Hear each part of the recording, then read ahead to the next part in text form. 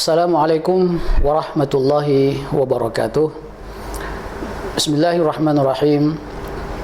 Ahmadu Rabbi khaira hamdin wa awfa wa ashkuruhu syukran mutawatira ala alaihi al-azimah wa minanihi al-mutatabi'ah. Asyhadu an la ilaha illallah wahdahu la syarika lah wa asyhadu anna sayyidina Muhammadan abdullahi wa rasuluh sallallahu alaihi wa ala alihi wa ashabihi ajma'in wa ba'du. قال الله تعالى في كتابه الكريم أعوذ بالله من الشيطان الرجيم بسم الله الرحمن الرحيم وما أرسلناك إلا رحمة للعالمين وقال النبي صلى الله عليه وآله وسلم إنما بعثت لأتمم مكارم الأخلاق. Para pemirsa kaum muslimin dan muslimat, shaimin dan shaimat rahimakumullah. Alhamdulillah, hari ini kita sudah memasuki hari yang ke-22 atau 23. Hari ini 22, insyaAllah besok kita masuki hari yang ke-23 dari ibadah puasa kita. Semoga ibadah puasa kita yang kita laksanakan insyaAllah mudah-mudahan diterima oleh Allah subhanahu wa ta'ala.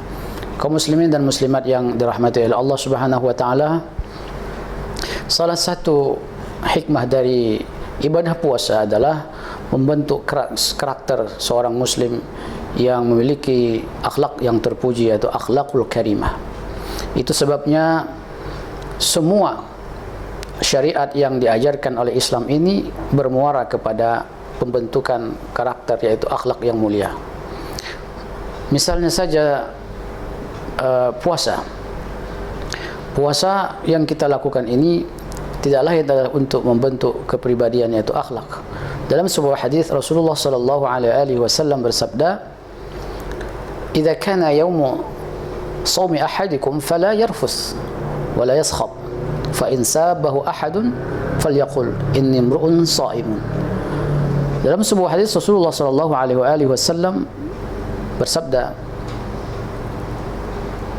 apabila kalian dalam berpuasa, maka janganlah berkata-kata kotor dan janganlah berbuat dusta. Dan apabila ada orang yang mengajak kita untuk melakukan perbuatan yang tercela atau bentuk berkelahi, maka katakan bahwa saya sedang berpuasa. Inilah bentuk dari tarbiyah ataupun pendidikan dari berpuasa kita. Semua ibadah yang kita lakukan adalah membentuk kepribadian kita untuk selalu memiliki akhlak yang terpuji kepada Allah subhanahu wa ta'ala dan juga kepada manusia. Jemaah sekalian yang dirahmati oleh Allah subhanahu wa ta'ala, kaum muslimin dan muslimat yang dirahmati oleh Allah subhanahu wa ta'ala, Rasulullah sallallahu alaihi wasallam diutus pun juga memiliki misi, tidak lain adalah untuk menjadi manusia yang paripurna. Itu sebabnya Rasulullah sallallahu alaihi wasallam dalam sebuah hadis disebutkan, innama bu'itsu liutammima makarimal akhlaq. Sesungguhnya aku diutus, kata Rasulullah sallallahu alaihi wasallam, tidak lain adalah untuk menyempurnakan akhlak manusia. Kemudian Allah Subhanahu wa taala menyatakan di dalam Al-Qur'an, "Wa ma arsalnaka illa rahmatan lil alamin." Kami tidak mengutus engkau ya Muhammad kecuali untuk menjadi rahmat bagi semesta alam. Salah satu contoh jemaah sekalian yang dirahmati oleh Allah Subhanahu wa taala, sebuah masyarakat apabila terjadi transaksi penipuan misalnya, maka tidak akan tercipta kasih sayang. Sebuah keluarga misalnya, kalau didasari rasa kebencian, maka tidak akan muncul kasih sayang. Oleh sebab itu, kasih sayang ini adalah merupakan rahmat bagi kita semua. Semoga Allah Subhanahu wa taala dengan puasa ini bisa mendidik kita untuk senantiasa memiliki akhlak yang terpuji, yaitu menjadi rahmat dan kasih sayang bagi semesta alam. Para pemirsa yang dirahmati oleh Allah Subhanahu wa taala, tujuan disyariatkannya semua ibadah tersebut tidak lain adalah untuk membentuk kepribadian kita. Mulai dari solat misalnya. Solat disebutkan di dalam Al-Quran, aqimis salata inna salata tanha 'anil fahsya'i wal munkar. Dirikanlah solat, Karena sesungguhnya salat itu mampu mencegah perbuatan keji dan mungkar. Salat berindikasi seseorang akan bisa mencegah dirinya dari perbuatan keji dan mungkar. Menghindari perbuatan keji dan mungkar adalah indikasi seseorang telah memiliki akhlak yang terpuji. Dengan kata lain, kalau salat yang kita lakukan, kalau kita rajin salat, misalnya kita melaksanakan salat dengan baik, tetapi kita tidak dapat mencegah perbuatan kita dari keji dan mungkar, berarti itu akan menjadi sia-sia belaka. Itu yang pertama. Kemudian sedekah misalnya atau zakat. Zakat pun demikian.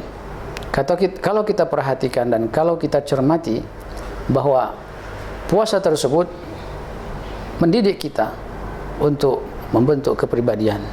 Sebagaimana Allah Subhanahu wa taala juga menyatakan di dalam Al-Qur'an, A'udzubillahi minasyaitonir rajim, khudh min amwalihim shadaqatan tutahhiruhum wa tuzakkihim biha. Ambillah sedekah dari mereka, dari harta-harta mereka. Orang-orang yang memiliki kelebihan itu, tutahhiruhum, untuk mensucikan harta-harta mereka, wa tuzakkihim biha. Wa tuzakkihim itu adalah tarbiyah ala husnul khuluq, yaitu pendidikan untuk memperoleh akhlak yang terpuji. Jemaah sekalian yang dirahmati oleh Allah Subhanahu wa taala, mulai dari salat, mulai dari puasa, mulai dari zakat, bahkan haji sendiri pun demikian. Sebagaimana Allah Subhanahu wa taala menyatakan dalam Al-Qur'an, al-hajju ashhurun ma'lumat, faman farada fihinna al-hajja fala rafatha wala fusuqa wala jidala fil hajj. Ketika kita melaksanakan ibadah haji misalnya, maka tidak ada tempat bagi kita, bagi kaum muslimin yang melaksanakan ibadah haji, berjemaah haji, untuk melakukan pertengkaran, pertikaian, percekcokan dan kata-kata kotor. Jadi semua ibadah itu bermuara atau mendidik kita untuk memiliki akhlak yang terpuji. Kaum muslimin dan muslimat yang dirahmati oleh Allah Subhanahu wa taala, salat itulah menjadi panutan, menjadi tonggak dari suatu ibadah kita. Sehingga dalam suatu hadits qudsi Rasulullah sallallahu alaihi wasallam menyatakan, "Innama ataqabbalus salata liman tawadha'a bi'azamati." Sesungguhnya aku hanya menerima salat hambaku yang memiliki, yang mempunyai tawadu, ketawaduan atas keagunganku. Bahkan disebutkan, dilanjutkan dalam hadis itu, warahimal miskin, dan mengasihani orang miskin, warahima wa ibn sabil, dan orang-orang dalam perjalanan, misalnya orang-orang yang berjuang di jalan Allah, warahimal armilah, dan menyayangi wanita-wanita yang sudah jompo misalnya, yang tidak mampu, warahimal al-musab, dan kita peduli kepada orang-orang yang tertimpa musibah. Itulah refleksi dari sebuah salat. Maka ketika kita memahami makna dari semua ibadah itu, terutama di bulan Ramadan ini yang melatih kita selama 30 hari ini, agar kita memiliki akhlak yang terpuji. Dengan akhlak yang terpuji itu, maka insya-Allah hati kita akan bersih. Wallahu taala a'lam. Demikian yang dapat kami sampaikan. Insya-Allah mudah-mudahan kita senantiasa diberikan keistiqomahan kepada kita, dan senantiasa kita dianugerahkan akhlak yang terpuji oleh Allah Subhanahu wa taala.